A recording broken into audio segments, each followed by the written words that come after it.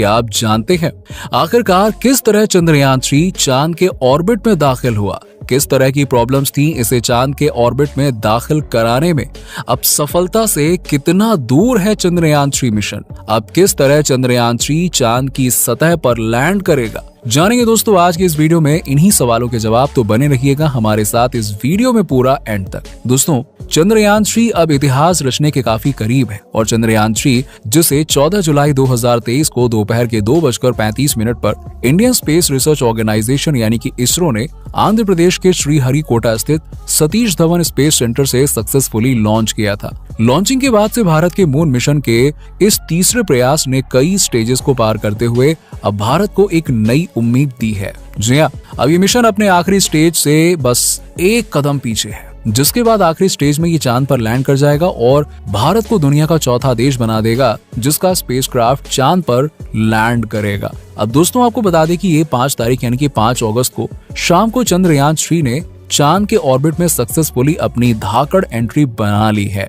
लेकिन दोस्तों आखिरकार किस तरह से चंद्रयान 3 चांद के ऑर्बिट में दाखिल हुआ और इसके लिए चंद्रयान 3 और इसरो के वैज्ञानिकों को क्या क्या करना पड़ा, ये जानने से पहले चलिए जानते हैं कि आखिरकार कि चंद्रयान 3 ने किस तरह से इससे पहले इसके सामने आई मुश्किलों को पार किया था। क्योंकि ये मुश्किलें धरती पर चलने वाले किसी व्हीकल के सामने आने वाली मुश्किलों जैसी मुश्किलें तो थी नहीं, बल्कि एक स्पेस क्राफ्ट के सफर में आने वाली मुश्किलें थी, जिससे निपटने के लिए एकदम एक्यूरेट कैलकुलेशन से लेकर काफी कॉम्प्लेक्स साइंस थियरीज का इस्तेमाल किया जाता है। तो चलिए जानते हैं चंद्रयान 3 के मुश्किलों के बारे में। जैसा कि हम सभी जानते हैं चंद्रयान 3 को 14 जुलाई को लॉन्च किया गया था। तो दोस्तों आपको हम बता दें कि चंद्रयान 3 का ये पहला फेज था और इस फेज में चंद्रयान 3 के लिए पहला चैलेंज ये था कि ये सक्सेसफुली लॉन्च हो सके, क्योंकि किसी भी स्पेसक्राफ्ट को लॉन्च करने के लिए रॉकेट की जरूरत होती है और भारत के रॉकेट्स की बात की जाए तो भारत के पास उतने हैवी रॉकेट नहीं है जैसे कि अमेरिका, रूस या दूसरे देशों के पास में है। इसलिए भारत अपने किसी भी स्पेसक्राफ्ट को सीधे चांद तक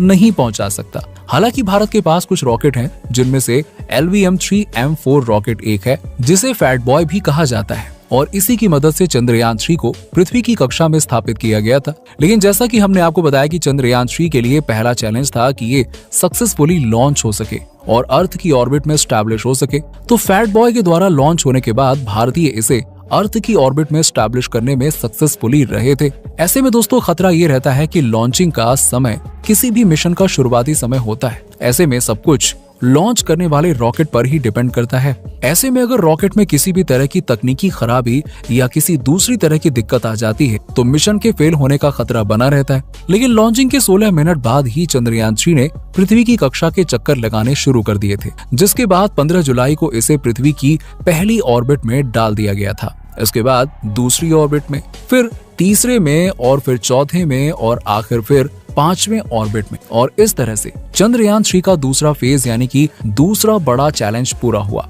अब आपको बता दें कि ऐसा करना इसलिए भी जरूरी था क्योंकि ऐसा करके चंद्रयान 3 की स्पीड को बढ़ाया जाना था ताकि वो पृथ्वी के गुरुत्वाकर्षण को पार कर पाए और चांद के रास्ते पर जा सके। इसके अलावा दूसरी वजह ये थी कि स्पीड बढ़ाने के बाद चंद्रयान 3 चांद तक कम से कम ईंधन का उपयोग करते हुए पहुंच सके और ऐसा हुआ भी। पृथ्वी के ऑर्बिट को चेंज करने के दौरान हर ऑर्बिट में इसकी स्पीड बढ़ती गई और फिर 25 जुलाई को आखिरी ऑर्बिट में दाखिल होने के बाद इसे 1 अगस्त को रात के 12 से 1 बजे के बीच जब स्लिंग शॉट दिया गया तब इसकी स्पीड 40,320 किलोमीटर प्रति घंटा हो गई, यानी कि 11.2 किलोमीटर पर सेकंड। अब आपको बता दें कि यही स्पीड अर्थ की स्केप वेलोसिटी कहलाती, क्योंकि इसी स्पीड पर कोई भी चीज अर्थ की ग्रेविटी से बाहर जा सकती है। दोस्तों जिस स्लिंग शॉट की हम बात कर रहे हैं उसके बारे में ये जान लीजिए कि ये चंद्रयान 3 के लिए काफी अहम था, क्योंकि इसके लिए वैज्ञानिकों को एक सही समय पर चंद्रयान 3 के इंजन को स्टार्ट करके सही ड्यूरेशन के लिए स्टार्ट करना था, जिसके लिए काफी एक्यूरेट कैलकुलेशंस का इस्तेमाल किया गया,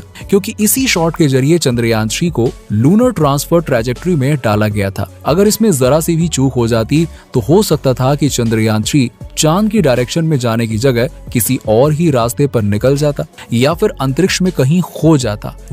लेकिन ऐसा कुछ नहीं हुआ और ये तीसरा फेज भी यानी कि तीसरा चैलेंज भी सक्सेसफुली पार हो गया। इसके बाद दोस्तों चंद्रयान 3 करीबन 5 दिन तक चांद के रास्ते पर यानी कि चांद की डायरेक्शन में चलता रहा और इसके बाद 5 तारीख को ये चांद के करीब से गुजरा। अब आपको बता दें दोस्तों कि इस चौथे फेज का चैलेंज काफी मुश्किल था, क्योंकि जिस समय चंद्रयान 3 चांद के रास्ते पे जा रहा था। उस समय उसकी स्पीड 40,320 किलोमीटर प्रति घंटा थी और जब वो चांद के करीब पहुंचा तो उस समय उसकी चांद से दूरी 84,000 किलोमीटर थी। और आपको बता दें कि चांद का गुरुत्वाकर्षण पृथ्वी के गुरुत्वाकर्षण से 6 गुना कम है। ऐसे में जरूरी था कि चंद्रयान 3 की स्पीड को कई गुना कम किया जाता और यही किया गया। अब आप सोच रहे होंगे कि आखिरकार ऐसा कैसे किया गया। चलिए जरा ये भी जान लेते हैं। दरअसल दोस्तों, चंद्रयान 2 की विफलता के बाद चंद्रयान 3 को अलग तरह से डिजाइन किया गया।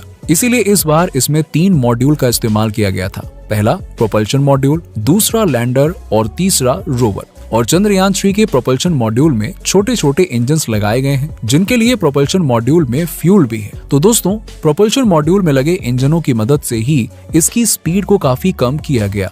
ऐसा करने के लिए सबसे पहले इंजन्स की मदद से इसके इंटीग्रेटेड मॉड्यूल को उल्टा कर दिया गया, जिसके बाद इंजन्स की मदद से ही अपोजिट डायरेक्शन में डी बूस्टिंग की गई, यानी कि स्पीड कम की गई। जैसा कि हमने बताया कि चंद्रयान 3 की स्पीड चांद के पास से गुजरते वक्त 40,320 किलोमीटर पर घंटा थी, तो डी बूस्टिंग की मदद से इसकी स्पीड को 8 किलोमीटर पर घंटे पे लाया गया और इसके बाद इसकी दिशा को चेंज करते हुए चंद्रमा से इसकी दूरी को भी कम किया गया। अब दोस्तों, क्योंकि आपको बता दें कि चंद्रमा का वीक ग्रेविटेशनल फोर्स सिर्फ 40,000 किलोमीटर की ऊंचाई तक ही काम करता है, यानी अगर कोई चीज चंद्रमा के 40,000 किलोमीटर के दायरे में दाखिल होती है तो चंद्रमा उस चीज को अपनी तरफ खींचने लगता है, जैसे पृथ्वी अपनी तरफ खींचती है। इसके बाद धीरे धीरे चंद्रयान 3 चांद के करीब पहुंचा और फिर चांद के ऑर्बिट में दाखिल हो गया। इस तरह चंद्रयान 3 ने अपना चौथा फेज भी पार कर लिया। लेकिन आपको बता दें दोस्तों कि वैज्ञानिकों के लिए ऐसा करना कोई आसान काम नहीं था।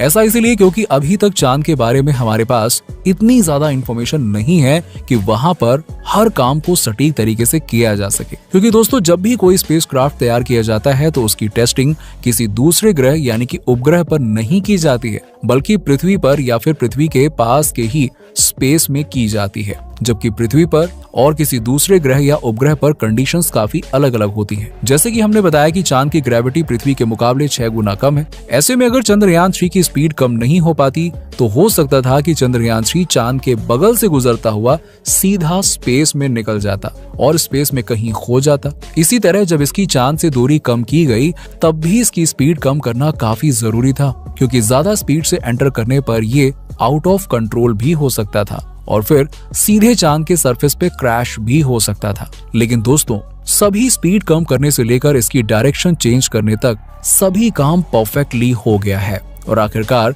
चंद्रयान 3 चांद के ऑर्बिट में दाखिल हो गया है। अब आपको बता दें कि अब चंद्रयान 3 चांद के ऑर्बिट में उसी तरह चक्कर लगाएगा जिस तरह से ये पृथ्वी के चारों ओर इसकी ऑर्बिट में चक्कर लगा रहा था। आपको ये वीडियो कैसा लगा नीचे हमें कमेंट सेक्शन में कमेंट करके बताइए। अगर वीडियो अच्छा लगा हो तो वीडियो को लाइक जरूर करें और अगर आप हमारे चैनल पर नए हैं तो फटाफट चैनल को सब्सक्राइब कर लीजिए और साथ में बेल आइकन भी प्रेस कर दीजिएगा ताकि जब भी हम ऐसे ही वीडियोस अपलोड करें तो आपको नोटिफिकेशन सबसे पहले मिल जाए।